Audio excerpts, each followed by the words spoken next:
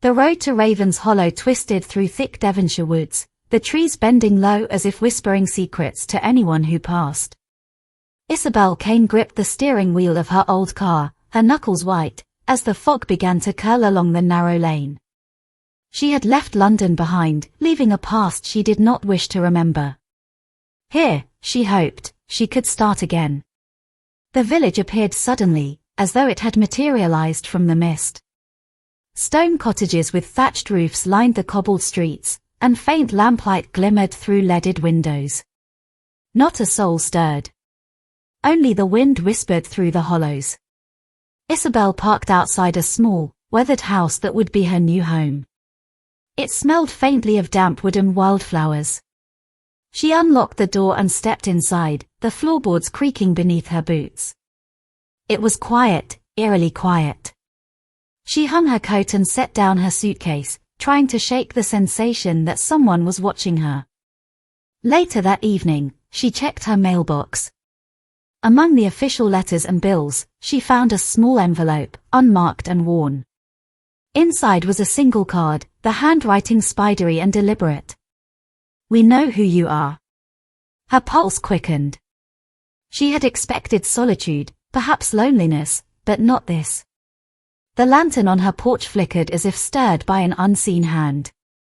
Shadows danced across the walls of the living room, making the room feel both alive and threatening. She tried to convince herself it was the wind, but the unease clung to her. As she lay in bed, she heard footsteps on the gravel outside. Slow, deliberate, circling her house. Her heart raced.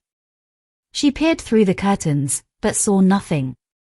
Only the fog, thick and suffocating, hiding whatever had come to her. She pulled the blankets tight around her, unwilling to admit to herself that she felt fear, real and sharp. Then, just as she began to drift into restless sleep, a lantern appeared at her doorstep. Small, golden, and flickering, it had not been there before. She watched, frozen, as the flame seemed to pulse in time with her heartbeat. It was a signal, she realized. Someone was sending a message, and they had chosen this night to make sure she noticed. The last thought that crossed her mind before exhaustion took her was that in Raven's Hollow, nothing was as it seemed, and everything that glimmered might hide a shadow. The next morning, Isabel forced herself out of bed, though her nerves still felt raw. She brewed tea and tried to convince herself that the lantern and the footsteps had been a trick of her imagination. But the envelope from last night remained on the kitchen table, a silent reminder that someone knew more about her than she cared to admit. She decided to explore the village. Raven's Hollow was small, its streets winding and uneven. The cottages leaned against one another as if sharing secrets through the cracks in their walls. Villagers appeared cautious, eyes flicking toward her as she walked past. Nobody smiled. Nobody spoke. At the local pub, she met the landlord, a stout man with thinning hair named Thomas Brindle. He poured her a cup of coffee and watched her quietly. "New to the Hollow, you?" he asked. "Yes, just arrived," she said, trying to keep her voice steady. He nodded, his gaze lingering. "You'll find it's not a place for strangers. People have long memories here." Isabel frowned but kept her questions light. She did not want to alarm him. Still, the warning settled in her mind like fog curling around her boots. Later that evening, the lantern appeared again, this time outside the clinic where she would begin her practice tomorrow. It glowed faintly among the creeping mist. Her stomach turned, a mix of fear and curiosity. She wanted to remove it, to destroy it, but something compelled her to leave it untouched, as if it carried a message she needed to read. As night deepened, she heard whispers in the distance. Not voices, exactly, but murmurs that rose and fell with the wind. Shapes moved along the edges of the woods, glimpsed from the corner of her eye. And in one fleeting moment, she thought she saw a figure, small and hooded, vanish into the trees. Isabel knew then that Raven's Hollow was not merely a village. It was a place that watched, remembered, and waited. And tonight, it was waiting for her. The following morning, Isabel arrived at the clinic to unpack boxes of medical supplies. The air inside was sterile, yet heavy with an unspoken tension. As she arranged instruments and paperwork, she noticed a folded note tucked into the drawer of her desk. It read only 2 words. Do not trust. Her hands trembled. She looked around, half expecting to see someone lurking in the hallways. The clinic was empty, silent except for the faint hum of the radiator. She shook her head and tried to focus on her work, but the warning gnawed at her. By afternoon, villagers began arriving for appointments. They were polite, almost overly so, but their eyes carried caution, suspicion, and in some cases, a hint of fear. One elderly woman lingered, whispering stories of children who had disappeared decades ago, and strange lights seen near the woods at night. Isabel listened carefully, her mind connecting the dots. The lanterns, the shadows, the warnings, they were not random. Someone in Raven's Hollow was orchestrating events, and she had walked directly into their plans. That night, she returned home under a sky thick with clouds. The lantern was there again, but now it burned brighter, casting long, twisting shadows across the gravel. And she saw him, a tall figure, partially hidden by the mist, standing motionless at the edge of the woods. Her breath caught. He did not move, did not speak. Yet she knew he had been waiting for her, and that whatever he wanted, it was only the beginning. The fog thickened, curling around her feet as she approached the lantern. She reached out, almost against her will, and the figure stepped back, disappearing into the darkness. Isabel realized then that the hollow held far more than whispered legends. Someone was watching, someone who knew her history.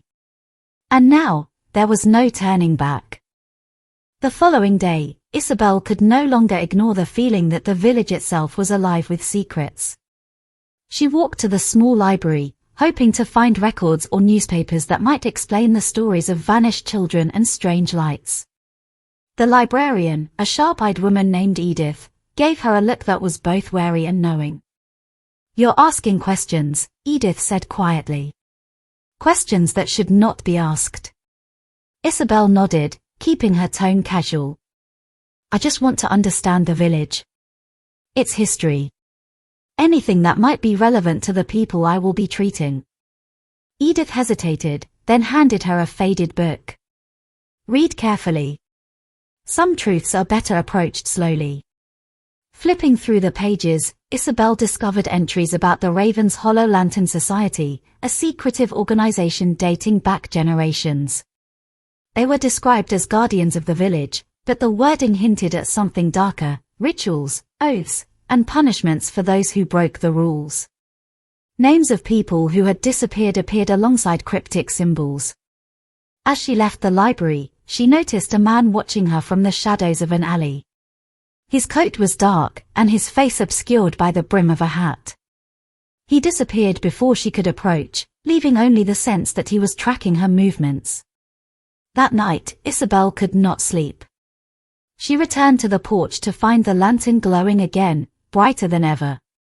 She placed her hand near the flame, and a slip of paper fluttered to the ground. Written in hurried scrawl were 3 words. Your past returns. Her breath caught. She knew immediately what it meant. The life she had tried to leave behind in London, the secrets she had buried, were coming for her. And in Raven's Hollow, the Lantern Society was waiting to make sure she could not escape them.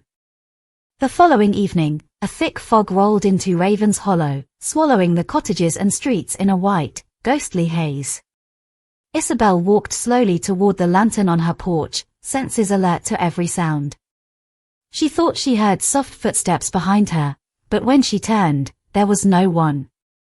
Her heart raced.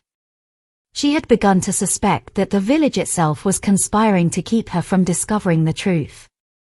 Each glance from a villager, each shadow moving just beyond sight, seemed deliberate. A sudden tapping at the window made her jump. She approached cautiously and peered through the glass. A note, pinned with a small silver tack, fluttered in the foggy night air. It read, "Meet me at the Hollow.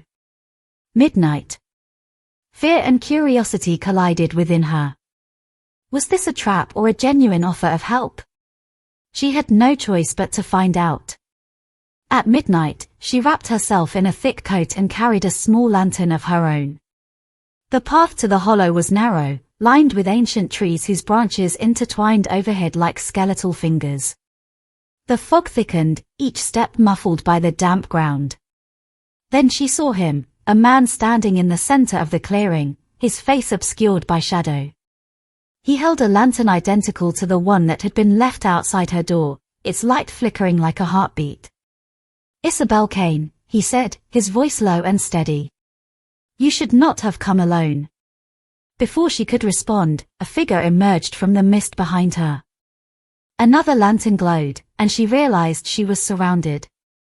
The hollow whispered its secrets, and for the first time, Isabel understood that the past she had tried to escape was not only close, it was here, waiting, and it was far more dangerous than she had imagined. Isabel's mind raced as the figures in the mist circled her. Lanterns flickered in the fog like ghostly eyes, and a cold wind carried whispers she could almost understand. She recognized one voice from the shadows, a voice from her past she thought she had buried forever. "Isabel Kane," it said, deliberate, "you cannot hide here. The hollow knows who you are." Her hands shook, and she gripped her lantern tighter.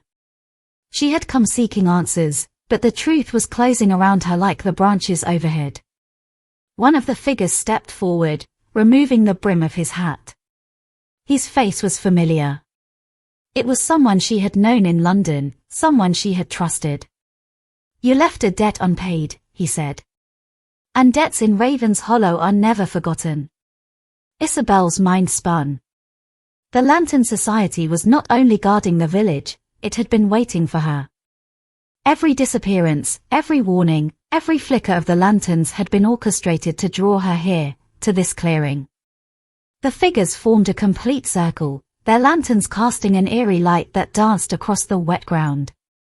She realized with a shiver that the hollow was alive, aware, and it had chosen her as its focus. Before she could move, the fog thickened further, swallowing the edges of the clearing. Lanterns flickered out one by one, leaving her surrounded by darkness and whispers. Her only thought was a single, desperate question: how far had they planned this, and how much of her past had they known all along? Isabel stumbled back as the figures closed in, lanterns casting long shadows across the damp ground. She had to think fast. She remembered the book Edith had given her at the library. Maybe the answers were there, hidden among the old pages. She reached into her coat pocket and pulled it out, flipping to a passage marked with a ribbon. Her eyes widened. The ledger contained the names of those who had disappeared over decades, all tied to debts, broken promises, and hidden crimes. And there, at the very bottom of the page, was her own name, written carefully in the same spidery hand as the anonymous notes. A cold hand seemed to brush her shoulder. She spun around. One of the figures was only a few feet away, a lantern in hand, face still obscured by shadows. "You found the ledger," a low voice said. "So you understand now. Every debt, every secret, it belongs to the hollow."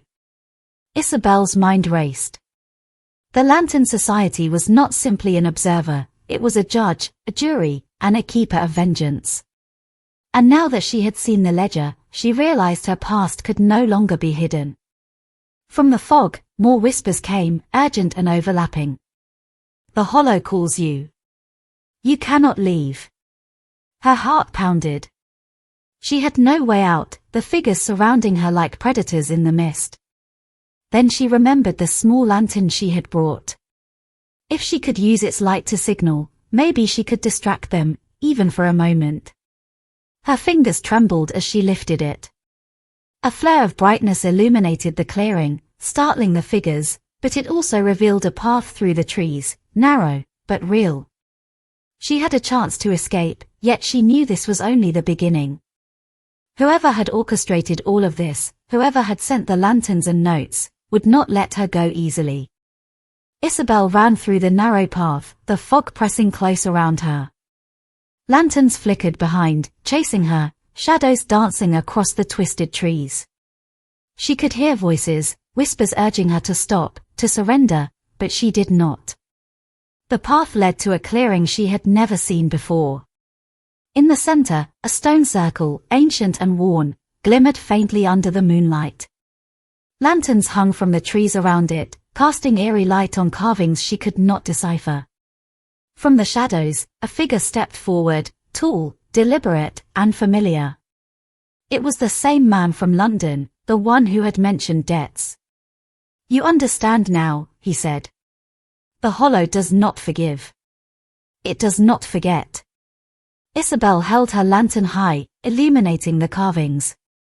They depicted faces, names, and symbols, an account of the village's secrets, generations of hidden crimes, and the debt owed by those who had tried to escape the past. Her own face was etched among them. Suddenly, the circle seemed to pulse with light. A deep hum vibrated through the ground. The figures in the mist began to chant in a language she did not know, and the lanterns flickered wildly as if alive. Fear and determination surged within her. She had uncovered the truth, the Lantern Society, the debts, the hidden ledger. But the Hollow demanded more than understanding, it demanded acknowledgement, submission. She took a deep breath, ready to face whatever the Hollow required. And in that moment, she understood that her past, her secrets, and her courage were all that could guide her through the darkness. The mist thickened, the lanterns glimmered, and the Hollow waited.